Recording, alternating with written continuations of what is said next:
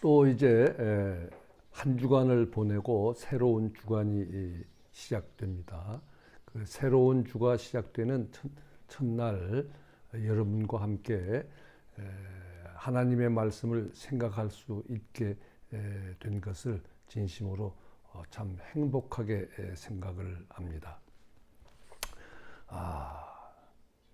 우리 기독교 역사를 돌이켜보면 참 기독교는 무서운 죄를 범했습니다. 십자군 전쟁이라는 전쟁, 그 다음에 유럽에서 캐톨릭과 개신교가 벌인 30년에 걸친 종교 전쟁, 그 다음에 소위 기독교 국가라고 하는 유럽이 아프리카와 아시아를 비롯한 전 세계를 식민지화하고 특히 아프리카에서 흑인들을 잡아다가 노예로 부려먹은 죄를 기독교 국가들이 저질렀습니다. 그것은 곧 기독교가 저지른 죄와 마찬가지입니다. 기독교 내부에서 그런 그 노예 제도를 반대하는 사람들은 처형을 당하기까지 했습니다. 그리고 제일 최근에 1차 대전과 2차 대전을 일으켜서 전 세계를 전쟁터로 만든 것도 기독교 국가들이고 거기에 그 전쟁을 일어나지 않도록 하는 일에 전혀 손을 쓰지 못하고 또 한 것이 바로 기독교라고 하는 종교였습니다. 이렇게 기독교가 하나님의 아들 예수를 십자가에 처형시키는 역사를 되풀이해 온 데에는 여러 가지 이유를 들 수가 있겠지만은 제일 큰 것이 하나님의 의에 대한 잘못된 인식 때문이었습니다. 잘못된 인식은 어디에서 비롯하는가 하니 전체를 보지 못하고 그 한 점만 보고 그 한 점이 전체를 가릴 때 저질러지는 잘못입니다. 하나님의 의의 그 큰 뜻, 구약 성서에 그 하나님의 의, 하나님이 어떤 분인가를 설명하는 데에 하나님을 헤세드, 변함이 없는 한이 없는 사랑이라고 하는 것과 미스팟이라고 하는 정의라고 하는 것과 그 다음에 세다카라고 하는 하나님의 의 또는 하나님의 구원 행동 이렇게 종합해서 표현할 수밖에 없었던 그 한 가지 한 단어 한 개념으로 설명할 수 없는 하나님을 하나님의 의라고 하는 그 개념 속에서 작은 점 하나를 전체로 본 데에서 저질러진 그 기독교 역사가 저지른 죄악입니다. 그래도 그 칼빈과 같은 학자나 종교개혁가 또 루터와 같은 종교개혁가들이 그 하나님의 의라고 하는 것은 최소한도 세 가지 뜻이 있다고 가르쳐 줬습니다. 첫째는 과거에 지은 죄를 용서해 준다. 그리고 또 그래서 하나님과 원수가 됐던 관계가 아버지와 아들의 관계로 정상화된다. 세 번째로 그래서 그 도덕적으로나 윤리적으로 깨끗하게 살아갈 수 있는 그런 인간이 된다. 이런 최소한도 세 가지 뜻이 있다고 가르쳐 줬습니다. 그런데도 불구하고 그 세 가지 뜻 중에서 유독히 지은 죄를 용서해 준다는 데에만 매달려서 지은 죄가 용서됐으니까 죽은 다음에는 천당 간다. 이렇게 도저히 성서 어느 구절에서도 찾아낼 수 없는 공식을 만들어낸 데에 기독교 역사가 저지른 죄악의 원인이 거기에 있습니다. 그 구약에 근데 바울이 말한 율법으로는 사람이 의롭게 될 수가 없고 오직 예수를 믿음으로서만이 의롭게 된다고 하는 그 말은 로마서 전체를 볼 때에 쉽게 말하면은 6장에 가서 그 핵심을 말합니다. 의롭게 된다는 건 뭐냐? 십자가를 질 수 없는 사람이 십자가 질 수 있는 인간 된다. 이게 의롭게 된다는 뜻이라고 6장에 아주 쉽게 설명을 했습니다. 그런데 왜 그 6장에 그렇게 쉽게 설명한 십자가를 질 수 없는 인간이 십자가 질 수 있는 인간 된다는 것이 곧 의롭게 된 사람의 모습이라고 그렇게 설명을 해줍니다. 그런데도 거기에 매달리지 아니하고 그 십자가에 매달리지 아니하고 의롭게 된다는 것이 과거에 지은 죄를 용서해 준다고 하는 데에만 몰두해서 그런 무서운 역사를 만들어냈습니다. 바울이 하는 얘기는 이런 얘기였습니다. 로마서에서 한 얘기는 이런 얘기였습니다. 옛날 우리 출애굽 사건은 바로가 죽은 사건이었습니다. 그러나 십자가 사건은 예수가 죽은 사건이다. 홍해에서 바로의 군대가 죽었습니다.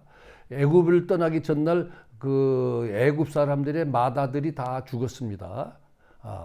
그런데 그리고 모세가 히브리 그를 데리고 홍해를 건너서 이제 가나안 땅을 향해 간 것이 출애굽입니다.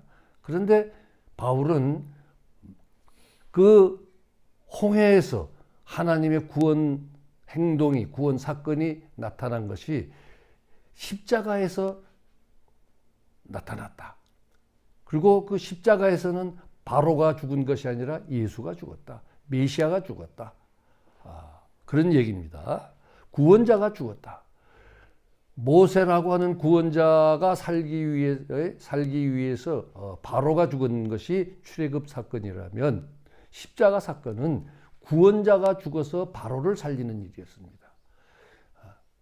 메시아가 죽어서 죄의 노예가 되어 있는 인류를 살리는 사건이었다. 그래서 그것은 그 제국들이 주장하는 국가라고 하는 조직체가 주장하는 정의와는 반대되는 메시아가 죽는 사건이 하나님의 의가 나타난 사건이라고 그렇게 바울은 역설했던 것입니다. 그 말을 그 현대어로 고치면 요즘 말로 고치면 법적으로 도덕적으로 내가 책임질 이유가 없어요. 법적으로도 도덕적으로도. 그런데 내가 살고 있는 이 시대, 내가 살고 있는 이 사회의 잘못에 그 죄의 짐을 지고 내가 희생하는 것이 그것이 십자가예요. 법적으로 도덕적으로 내가 책임질 이유가 없는 내가 살고 있는 이 시대, 이 사회의 죄를 위해서 내가 죽는 것이 그것이 십자가입니다.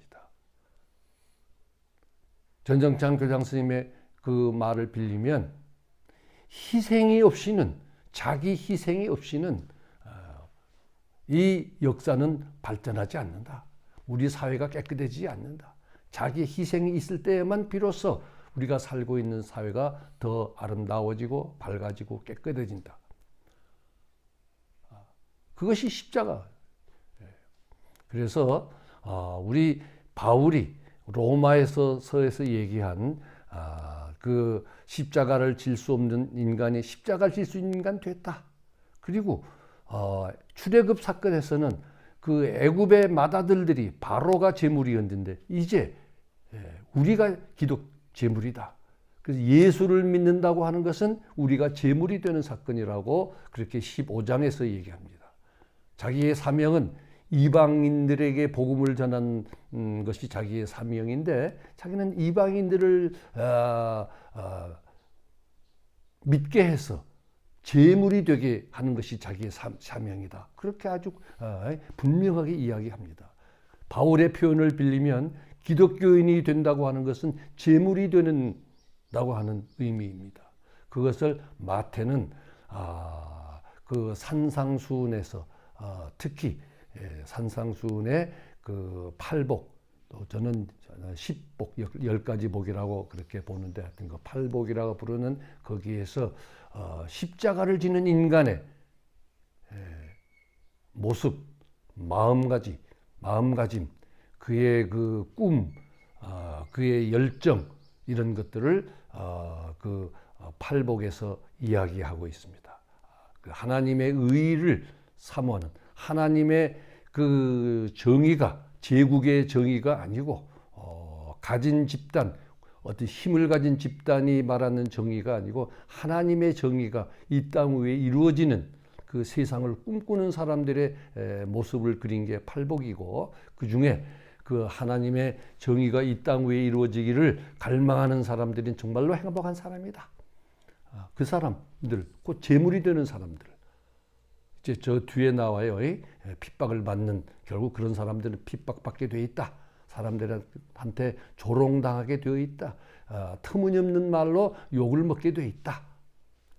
근데 그러한 사람들이 정말로 그러한 삶을 사는 사람들이 정말로 행복한 삶을 사는 사람들이고, 그 사람들이 비록 이 땅 위에서는 핍박을 받고 갖은 그 조롱을 당하고 모욕을 당하고 비난을 받겠지만 예수님에게 부활이 있었듯이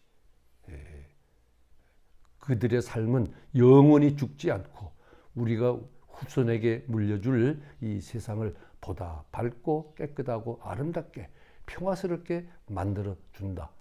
그런 복이 그들에게 내린다. 그렇게 말하고 있습니다. 우리 기독교인이 된다는 것은 제물이 된다는 것이다. 는 바울의 말을 명심하고, 예수를 믿는다고 하는 것은 터무니없는 말로 사람들에게 모욕을 당하고 비난을 받고 조롱받고 그 다음에 죽임까지 당할 수 있다고 하는 그 10가지 복의 마지막 그 경고를 이제 예상케 하는 것이 의사모하기를 줄인 자는 정말 복 있는 사람인데, 그런 사람은에게는 예수님의 부활처럼 부활이 기다리고 있다. 그러니까 정말로 행복한 삶이다 하는 이 말씀을 늘 간직하고 사시는 우리 형제 자매님들 되기를 예수님의 이름으로 기원합니다.